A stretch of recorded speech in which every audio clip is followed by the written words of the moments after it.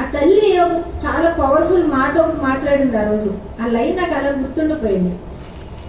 ఈ గాలులు నన్నేం చేయలేవు, ఈ గాలులు నన్నేం చేయలేవు, నన్ను అటు ఇటు కదపచ్చేమో కానీ నేను వెళ్తున్న డైరెక్షన్ అయితే అది మార్చలేవు అని తల్లి కూతురికి చెప్పిందంట.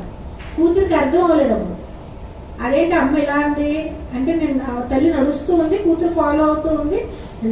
అప్పుడు చెప్పింది ఆవిడ, డిజిటల్ మహిళలో నాకు నీష్ క్లారిటీ అని మీరు ఫస్ట్ డే చెప్పారు కదండి, నాకు ఆ రోజు ఏమర్థమైంది అంటే, నేను అటు ఇటు ఒరుగుతాను, నేను అటు ఇటు కదులుతాను, కానీ ఇప్పుడు నాకు వచ్చిన డైరెక్షన్ నేను మాత్రం జీవితంలో ఎప్పుడు మిస్ అవునండి అని చెప్పారనమాట.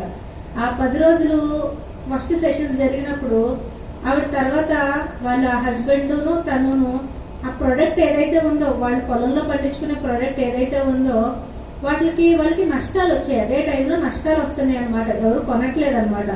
వాళ్ళు వేరే పట్టణం వెళ్ళిపోయి ఇక్కడ తీసుకెళ్ళి అక్కడ అమ్మడం మొదలు పెట్టారు. అంటే మళ్ళీ చూసారా, ప్లేస్ మారే, డైరెక్షన్ మారలేదు. అంటే అనంతపురం వాళ్ళు తక్కువలో ఎక్కువ చేసుకుంటారంటే, ఎన్ని ఎదురుగాలు వచ్చినా మీరెవ్వరూ కూడా అంత ఈజీగా అట్టెట్టు పడిపోయే మనుషులు అయితే కాకూడదు. అది మీ ఇక్కడున్న సరౌండింగ్స్ లోనే ఉంది, ఆ బ్లెస్సింగ్ ఉంది. ఎప్పుడు కూడా ఒక డైరెక్షన్ పెట్టుకున్నాక మీరు ఎన్ని గాలులు వచ్చినా, ఎన్ని ఆటంకాలు వచ్చినా, ఎన్ని ఛాలెంజెస్ వచ్చినా ఒక అడుగు వెనక్కి ముందరికి అవుతుంది తప్ప, ఈ నడవడము అదే డైరెక్షన్ లో వెళ్ళడం మీరు ఎవరు మిస్ అవ్వకూడదు. అది కూడా ధర్మంగా. ఎలాగా? ధర్మంగా.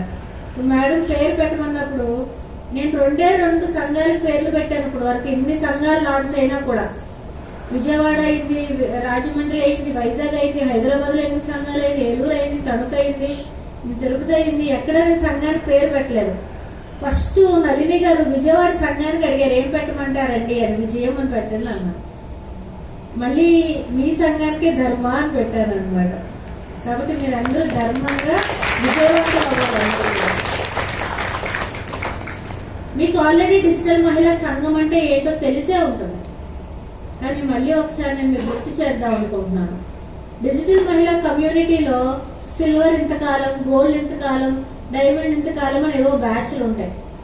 కానీ నేను సంఘం ఎందుకు పెట్టాను అంటే, ఒక బ్యాచ్ వాళ్ళు నన్ను అడిగారు, దీని తర్వాత మేము మీతో కనెక్షన్ లో ఉండడానికి అవ్వదా, మేము మీతో సిస్టమ్ లో ఉండడానికి కుదరదా, మేము ఇప్పుడు వరకు బాగానే నేర్చుకుని చేస్తున్నాము, మాకెవరు తోడు లేకపోతే మళ్ళీ మామూలు స్థాయికి ఎక్కడ మొదలు పెట్టామో అక్కడికే వచ్చేస్తామేమో, ఇలా ఎలా వదిలేస్తారు అని అడిగారు. నాకు ఆ రోజు సరిగ్గా నిద్ర కూడా పట్టలేదు. అంటే నేను నా మీద భరోసాతో వచ్చారు కదా, నా సిస్టమ్ నమ్మి వచ్చారు కదా. 3 నెలలు అయిపోయిన తర్వాత ఆమె నేను అలా ఒంటరిగా వదిలేయడం అసలు ఎలా జరుగుతుంది? ఇది కుదరలేదు, ఇది కాదు సిస్టమ్ అని ఆలోచిస్తే సంఘం పుట్టుకొచ్చింది. అంటే ఒక సంఘంలోకి ఒక డిజిటల్ మహిళ వచ్చిన తర్వాత జీవితకాలం డిజిటల్ మహిళతో అసోసియేట్ అయ్యి ప్రతి వారం నా సపోర్టే కాకుండా అందరి సపోర్టు అందరూ తీసుకుని, ఎప్పటికీ నేను ఒంటరిని కాదు, నాతో పాటు నా 50 మంది 100 మంది నా శ్రేయస్సు కోసం, నా వ్యాపార ఎదుగుదల కోసం పనిచేస్తూనే ఉంటారు, సపోర్ట్ చేస్తూనే ఉంటారు అనే ఒక ధైర్యం, బీమా మీ డిజిటల్ మహిళా సంఘం. అందుకు సంఘాలు పెట్టవలసి వచ్చింది.